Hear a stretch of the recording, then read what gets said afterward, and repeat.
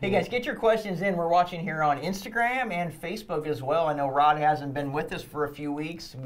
He's been busy, we've been busy, but I wanted to make sure we got him back in here before the West Coast season started. I know he's probably going to. Are you out all next week, or are you here? No, I'm just going to hunt the weekend. Well, we'll get you again next week. Give everybody else their time off. That is true. That is true. So, you know, with the seasons getting busy, we wanted to make sure we had an opportunity to get him back in here again. So, again, get your questions in. I know people you haven't been able to ask them any questions in a while, and pick their brains, so make sure you get them in there. Give us a shout out of kind of what you're doing there. If you're curious. If you're curious, you're curious. Well, let's talk a little bit about, and this is a good time of year, and especially with the week.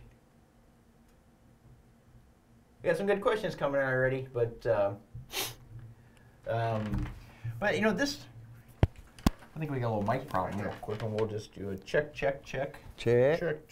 Well, maybe a mic issue. Good there, good there. He says we're good. We're good. I've been pulling on the cord a little bit. I don't know about the mic, but I'm good. Yeah, you're good. You're always good, right? Kelly says, hello, Dad. Well, hello, Kelly. Yeah, she beat the other one in today, yeah, did she? pretty rare on your occasion. She did. Nice work. Carrie's going to have to step it up a notch now. You're a little slow, though. You're not second. Well, let's talk about preseason prep a little while. You got some people coming in here again as far as bow setup. So what do you were talking about a lot of tuning issues and things like that that are coming in right now. Are there any common themes you have seen come in that could have been maybe easily resolved at a most of level, it is, yeah, most of it is guys still today. They're coming in the front needing a new string and cables so they can go hunting. And it's 2 days away. In 2 days. Right. So they don't realize the problems they're going to have because you're going to have to shoot a lot of arrows, stretch everything out, seat it into your cam grooves, retune it again, then put your peep sight in and start over. Right. So it's starting over. Oh, about right. I mean, retune and everything else. And it's going to take a little time. Even, you know, the string of cable seat in with the temperature. I mean, our temperature's still pretty warm here.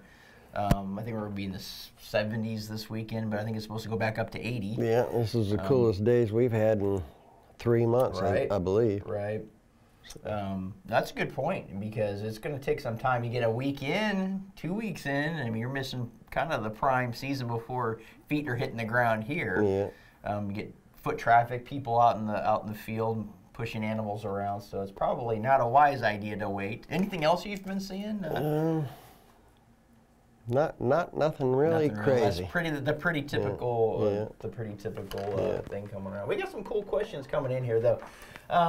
Jed LaFleur, I think Jed's in here quite a bit in our live event, so I appreciate you joining us again. Hey, I'm stuck at 50 pounds after a shoulder surgery this season. I have kudu points and tooth of the arrow in my quiver. We carry the tooth of the arrow in there. Yeah. Now they're really good, really good. Both fly great. I already know your answer to this. Which do you recommend for elk? Also, I got my Realm X in gloss white finish. Would you have any worries about hunting with that color riser? So let's hit the field points. I know the answer, or the broadheads. Kudus or tooth of the arrow? I like kudus. Kudus, way to go. Yeah, they fly perfect. There's not a lot of tuning issues. You screw them in, and it doesn't seem to matter what angle that they go into your insert at the end of the, when they're tight. Doesn't seem to matter on my bow. Right. So that's good. That's a good thing. Can't go wrong there. And what about the color of the bow, that white? The white color, well, if you wait till winter. You got a little snow camo action going on. Actually, I do have a story where I had to clear back the Oregon bows. It's before Bowtech. I had 2 Oregon bows, one for hunting, Savage, I believe was the name of it, and then I had a Deschutes for Target, which was bright blue with chrome cams, and my limb broke on my hunting bow the day before hunting season, literally. So I couldn't get it fixed that day, but I had Junction City trip and I couldn't do. Okay. So I just took that Target bow and set it up for my hunting arrows real quick. And I went out hunting, and I got a doe with it. Yeah. So, yeah, you can shoot animals with Target equipment. Sure, sure. I mean, it's a good point. I know the Paige Pierce, one of our pro shooters, I know she had, I think last year had killed a couple animals with her target bow out of the gate. I don't think it was white, but I know it was one of the target colors. So I think it might have been hog. I apologize, Pierce, if that's wrong. But I think they went hog hunting and had used their target bows and dropped a couple with that. Yeah, my cams had to be shining in the sun. Oh yeah. And what bow is that? It was a Oregon Deschutes. Okay, it's probably chrome cams back then. Chrome cams. Yep. Yeah. Oh yeah. Oh yeah. Jeremy Duffy on Instagram wants to know if you prefer, I know we've been asked this a few times, but multi-pin or single-pin sight? I'm old. I shot nothing but 5-pin sights my whole life, and just for competition, basically. Put you in a lower class. We've got the single pin, you're automatically in the scope class. Right, right. They need to change that, by the way. But being my eyes are old and I wear trifocals to see anything good, single pin it's a great thing. It's the same shot no matter what. All you got to do is remember to slide your slider. Sure, sure. So sometimes you may not have an opportunity to, but I mean, if you're, that's gonna, I like the single pin slider. I just get in the heat of the moment. I know in the back of my mind I'm gonna forget to move that sucker. Well, I walk around the woods with it on 30. And at 20 yards, the equipment these days, at 20 yards you're talking this much, and at 40 you're talking this much. So if you're at 30 to begin with, you got those where options. You gotta compensate for it. And if it's any farther than that, say 50 yards, you pretty much have time to move it. Right. That's true. That's a good point. If you don't have that kind of time, you didn't take a good shot. We've had a couple questions come in, guys. I know a couple people are asking about the clutch grip. So right now we're still looking late to fall, around Christmas time. So unfortunately, it is later than we initially intended. So we're gonna be looking right around then to be able to release those to you. So I definitely appreciate you being patient on that. We need to make sure it's right. Yeah, it's definitely worth the wait on those clutch grips. So.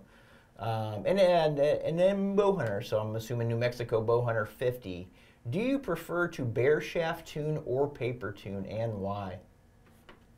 Bare shaft tune through paper, because there's two different things. Probably both. Actually, I don't bare shaft tune. I shoot through paper with a fletched arrow, because that's what I shoot. Fletched arrow. I never understood the concept actually of shooting a bare shafted arrow to tune your bow. You put fletches on the back of your arrow. Now it weighs more in the back, so you're tuning you're tuning a bow with something that you're not going to shoot. Sure. So I don't understand the theory of that, but that's just me. That's true. Most of the time, I feel when you get to bare shaft tuning, you're almost tuning past the capabilities of the average shooter. Anyhow, I can see it potentially if you're like a Tim Gillingham. I can see the benefits. If you're shooting dimes. I think there should be more benefit when you get into the target shooter. But I think a lot of times maybe when bow hunters go to bare shaft tuning and French tuning and all this stuff, they're overthinking it. In my personal opinion. I mean, I eyeball everything. It's pretty easy just to set one up, eyeball it, shoot it through paper, and go out and sight it in. And I'll do a walk back. I mean, I'll shoot it through paper just to check it. I'll go out and then start my 20 and do that walk back a little bit and just check my vertical line left and right as I walk back. I mean, I'm a decent shooter, and basically, for me, I'm not worried about doing that bare shaft tuning, and if it's hitting that line all the way back, and good enough for me. The lines is the perfect thing to be using. People aim at that bullseye spot and at 20 yards, and they're hitting in that spot. They think that's all good. Right. But in reality, it's on the left side of the X-ring. True. Left side of the X-ring. And you're not noticing it. So now when you get back to 40 yards, you're that far to the left. I said, what's going on? My third axis? No. It really needs to move left. And if you do that at 40 and then go back to 20, you'll find that you're still in that X-ring. It's just like, shining light through a magnifying glass. If you're, you get to that perfect point where it's, it's small, and as you move away, it gets bigger and bigger. So it's going to do, it's the same thing as. The farther you get back, the better it tells you things. Another good question on Instagram. What custom string company do you prefer? is the VTX from Vapor Trail anything special? Vapor Trail makes great stuff. Yeah. So I definitely don't want to put Vapor Trail down by any means. But what do you think? What's your opinion as far as aftermarket strings and cables? From what I see in the warranty room, there's a big variance in all of them. Right. Vapor Trail makes a very good one. And their specifications on diameters compared to some is very good because I get cables that are as big as my little finger. Yep. It affects everything on that bow badly. I mean, it's got to be within our tolerances. Right. And there's a couple companies out there that can do it. So. And I mean, they have the specs, and then that they add strands or take away strands, and that changes the overall length. So that makes a huge difference right there in itself. Oh, there's a good question. I like the Instagram. We got a couple going well, but Instagram. When do you recommend changing strings and cables? I like our common theme and questions, but you know, over these events. So it depends on how often you shoot your bow. Right. If you shoot a lot of arrows, 300 a day or 50 a day makes a difference on when you should be changing your strings and cables. I got a rule of thumb: even if you never shot the thing in 2 years, it's time to change it. Right. Even if you never shot it, it's hanging on the wall. It's under full tension for 2 years. You probably ought to change it. So, that's a good point. If it starts to fray, or you got a peep sight that you slid up and down and have a broken strand, change it. Hopefully your string and cable doesn't need to be changed at this point, and you're getting ready to go hunting in the next week. And maybe you're an Eastern hunter and you have a little bit of time. If you are, get on it now, because 4 weeks away, I think, even out east. I know Ohio's first weekend of October, I think, maybe. Get on it. Yeah. Get on it. Get her shot in. Oh, heck yeah. Let's take a look at the old Facebook and see what we have going here now.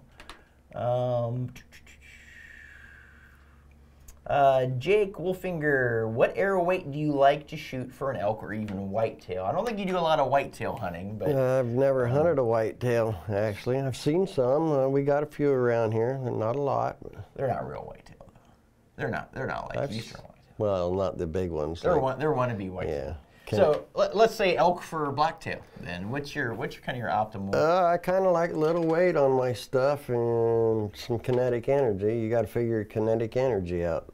I mean, you can shoot a lighter arrow and poundage, and it'll still come out the same kinetic energy as a heavier arrow. Right. I mean, figure out your kinetic energy. Should be for elk. I would keep it up around the 60 or better on kinetic energy. Deer, shoot. Yeah. 45, 50, probably good enough. Yeah, it really depends, like Rod's saying, on the performance of your bow, because I elk hunt and deer hunt with my same bow, and I'm shooting 60 pounds. Yeah, me too. And I'm producing a ton of energy behind it. You know, and I almost punched through the shoulder blade of my spike, or my spike elk last year, like the other side. It was sticking out. Yeah. Double lung heart. Good enough for me. It goes right through. Good enough for me. Bled out pretty good. Didn't go very far. So, I think my arrows, I shoot Easton arrows. I think it weighs 55 grains is what it is. Right. I shoot a heavy broadhead. Got kudos. Kudos. Nice big cut. Yep. Donald Boone Jr., hi guys. Just curious to see what your method is when bolting on a QAD rest on the Realm X. So it sounds like you might be struggling. I know they had some bracket differences and things like that. I think maybe that's what you're asking. I do know, I think QAD has some different brackets, if I remember right, for depending on the model. But do you know of anything odd bolting on QADs or anything like that? No, they go on pretty simple. Yeah. Just bolt it right on straight. I mean, right. Actually, the bracket going on, there is two different kinds, because one of them you used to be able to, I don't know if you can on the new one, but you used to be able to put 2 bolts in each burger hole, which I always approve of. I try to do that on all my stuff. So. Right. So I think I might want to, you know, if I were you, I'd reach out to QAD if that's kind of what you're dealing with, because I think there was maybe some bracket changes. I know because of the back of the curvature where the the riser, I believe, our old ones had that little slant to it. And I think that's maybe what so you need to back it up a little bit farther so it clears the riser. Yep. Yeah. I think so. If that's not what you're asking, let us know. Go ahead and shoot us a message in there, and we'll get you the right answer there. Oh, that's a good question. Looks like KLS 11. Why are people hunting out west with bright colored bowstrings? Does it matter? It doesn't really matter. Yeah, it doesn't matter. I mean, it's such. I mean, to us, it's a lot of color, but I mean, it's not a color that's going to stand out like you're painting it on a 8x11 sheet. Animals see movement. Yeah. Not colors, really. Right. And so it's kind of like if you're just looking at a TV set that's on a channel there's no channel, it's all snow. And then you catch up in the corner, something moves. Right. Then you'll notice it right away up in the corner. That's what a deer sees. They see anything that moves. So true. That's a good point. Yeah, I think they're going to see anything more reflective or movement than anything, not necessarily color like that. I mean, there's not enough of the color there to be a problem. I mean, I've hunted out east with my bows with custom color strings, out west. I actually walked right up to a doe at the archery range it was literally eating daisies at my feet before it knew I was standing there. Right. It was at 40 yards in front of the bale. Club? Yep. It was standing at the 40-yard bale. I couldn't shoot the 40-yard bale that I wanted to shoot because it's in front of it. So I hung my bow up and I said, I wonder how close I can get to this deer. So I was in a white shirt and white pants. Yeah. And I just kept sneaking and it'd get up and look around, go back to eating daisies, and I ended up that far from it. Yeah. And when it looked up, it heard some people behind me and was actually trying to see around me because I was an obstacle. You're like a ninja. I mean, that's it. Rod the ninja. There's a good question. Somebody said, we just like accessorizing out west. Good point. It's got to look cool. Good point. We've got some... somebody asks this every week. I've got to ask you, what's your favorite bow model? Ever? Out of Bowtech, ever. It used to be the Destroyer, 350. Yeah, I lived with it for years, 8 years now? 8 years. And nothing I could find that was any better but this Realm X. Finally broke him. I've shot them all this year, and that Realm X is really something. It's consistent. Man, all these people are asking in here about new bows. Somebody asked, will the 2019 Target bows also have a clutch grip? Nobody said anything about 2019 Target bows. Not yet. No, we're sworn to secrecy. So, mechanical fixed broadheads, Archery, SW Archery. Mechanicals are fixed. We don't have a lot of choices out here, but yeah, we have to shoot fixed out here. I would anyway. Yeah. I do. East, I've played around with mechanicals, but my fixed fly so perfectly fine. So. Do turkeys out here? Yeah, turkeys. Good point. Well, I did shoot a turkey with one, and I had to shoot it again with one that wasn't a flip-out blade. Right. Because it went right through it and didn't open. So. Yeah. Didn't hit a bone, didn't hit nothing, it didn't know it hit anything. It went through it like butter. So. I went to Oklahoma 2 years ago and shot both of my turkeys with an expandable and did the trick, muzzy. So it killed them dead to rights. But I just like the consistency of, I got blades out there. I know it's there. Yeah. I think it's all about getting a quality expandable broadhead too if you're going to go that direction. But I think it's just more of a personal preference. Finally, Carrie's on. Hey, Carrie. Your sister beat you. Yeah. So yeah, it's really personal preference. I mean, across the board, I think so. Except out here, doesn't matter what you think. That's true. You don't get to use them. Big game we can, like Nolan said, turkey we can. Yeah. It's the only thing. So we had a question. We get this question a lot, so I'm going to go ahead and answer this. Since you are doing your in-house limbs, any issues? It's been great. I mean, there's always something, maybe a little corner chip or something like that. That nothing is ever 100%. Yeah, and even on the new limb, even if you do get a corner chip, it's going to be fine. You can cut that out, it out, smooth it out, and you're not done hunting. Yep. But as far as outstanding limb issues or anything like that, no, it's been phenomenal. Yeah. Bringing that in-house, controlling the whole process. And that's the great thing is we're able to control the process now from the initial design all the way to decoration. Yeah. In-house. Totally 100% under our control, which that's the best way to do anything. Same thing with our bows. We're able to do everything 100%. Yeah. So, keep an eye on it right here. You got it. Here's a good question. I am Dylan Johnson. Hey, Dylan Johnson. I got my Diamond Infinite Edge today. Super excited. Any recommendations for upgrades? Man, that's a great bow to start out with. I don't know how much upgrade you need out of the gate, but well, if you're probably not ever gonna grow out of it unless you're a Portland Trailblazer or something. You'll grow out of it. Right. But, that is true. We know a couple of those guys, and that won't quite fit those guys. The next upgrade on a Diamond line would probably be the Deploy, I would guess, and then the SB1 and more draw link specific. Well, as far as accessories, I think maybe he's talking accessories too. You know, maybe. Yeah, there's other accessories out there you can put on it for sure. Yeah, I mean, it has your basic, your basic accessories to get you started, get you going on that, and as you progress, you may want to go to maybe drop away rest, or yeah, you're going to be out there at the archery shop shooting next to this guy over here that's got the $400 spot hog sight. Who does that, Rod? Nobody does that. Where do I get one of these? Yeah, yeah. So yeah, there's some cool stuff out there. Kind of get yourself started, and you kind of, you can start seeing what you want to upgrade along the way. The bow itself has awesome accessories to get started with. A lot of animals have been killed exactly the way you have the bow right there with that thing. I set one up today to send back to somebody. It was just like we sold it in the first place, and it was ready to go hunting. Yeah, absolutely.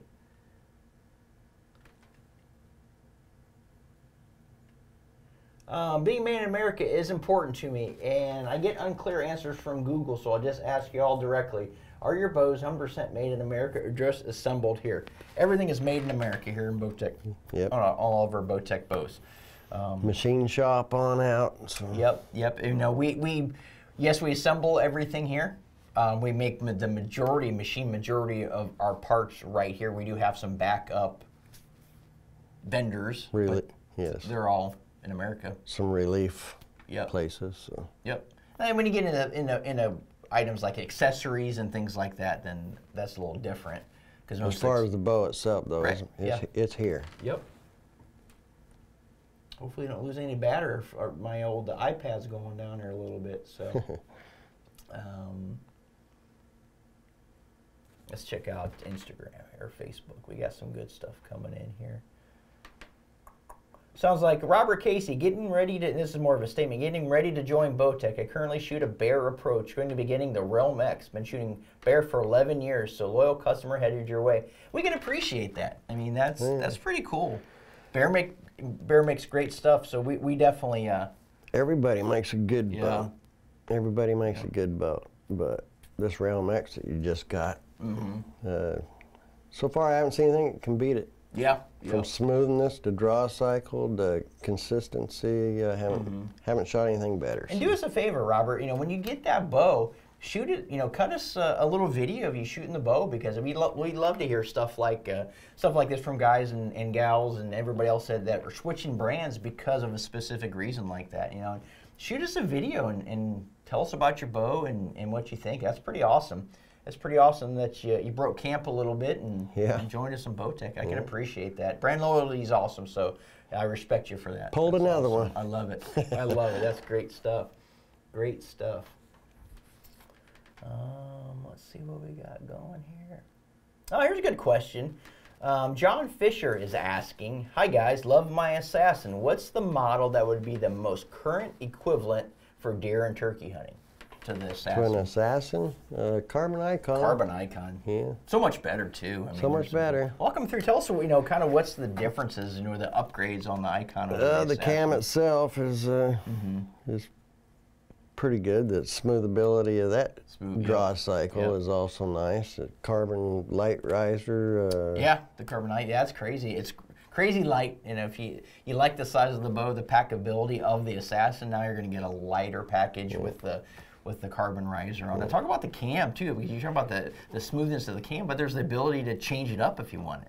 Yeah, you can flip the disc around in performance or whatever.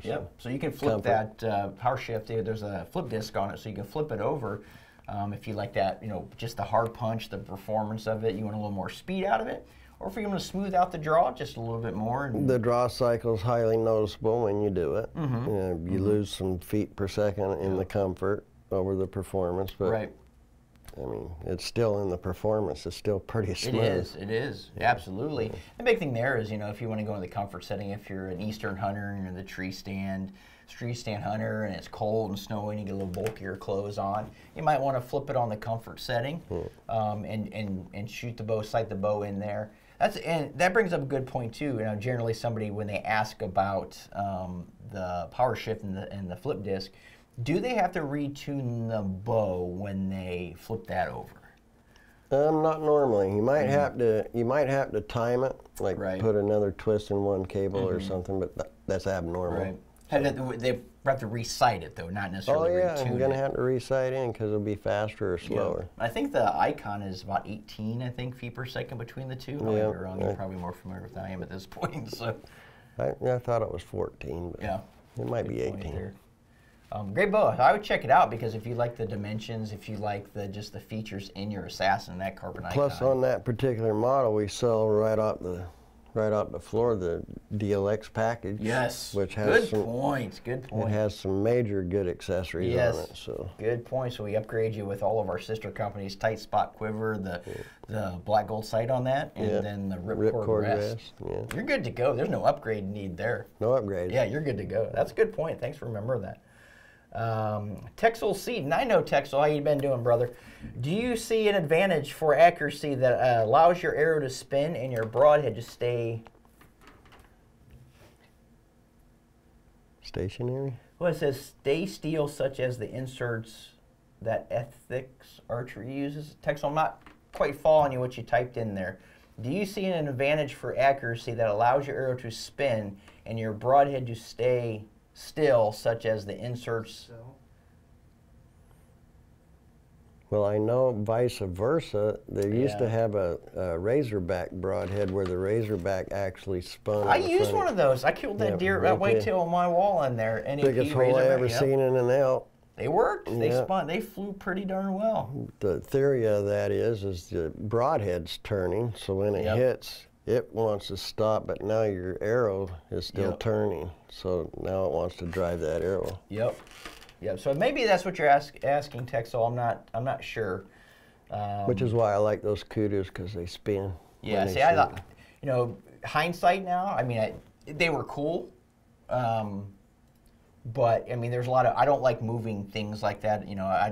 Probably Expandable is the furthest I would go in a moving component in a broadhead. Shooting out west might take a little bit longer shot. I could see potential variances out here on that, but so maybe that's what you're asking. If not, Texel, shoot me a note in there, and we can correct that. So let's see what we got going here, man. Rainsticks and a Prodigy, can't decide which I like better. Tiebreaker for him. I have a Prodigy. I like that Prodigy. It shoots really good.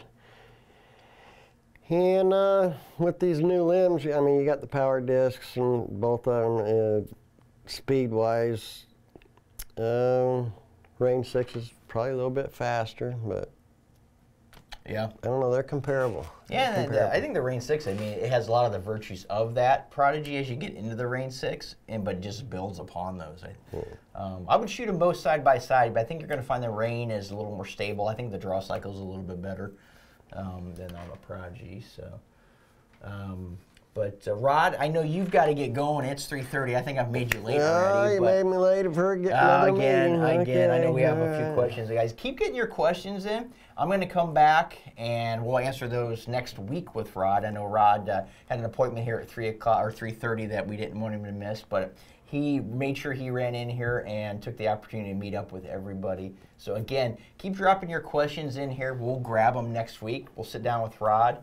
and tell them to move your meetings for you on there. That way we can spend some time. There's some good questions today. There's some good stuff coming in. So get them in. Get them in. We definitely want to make sure that we don't miss it. So I appreciate you coming, buddy. If I don't see you before this weekend, good luck. I'm not going out. Yeah, hopefully next week I can show you pictures. Yeah, that'd be great. That'd be great. Get something so we can share it on there. I still want to share that turkey photo, so I've been meaning to share your turkey photo. I basically just want my daughter to get something. We'll get some pictures. That's the most important thing. Oh, I'm going to get some pictures. So if she kills something, we'll FaceTime her in maybe too and talk to her a little bit about it. Should I make her gut it herself? Yes, absolutely. That's a given. That's a given. That should be entertaining. Awesome, awesome. I appreciate you joining us. Don't forget, guys, we just gave away our all-inclusive elk hunt just this last week, but we are still giving away the all-inclusive whitetail hunt in Illinois with Mike Stroff and Savage Outdoors. So if you have not entered, make sure you get in there and do it. I'm going to test Rod. How do you do it?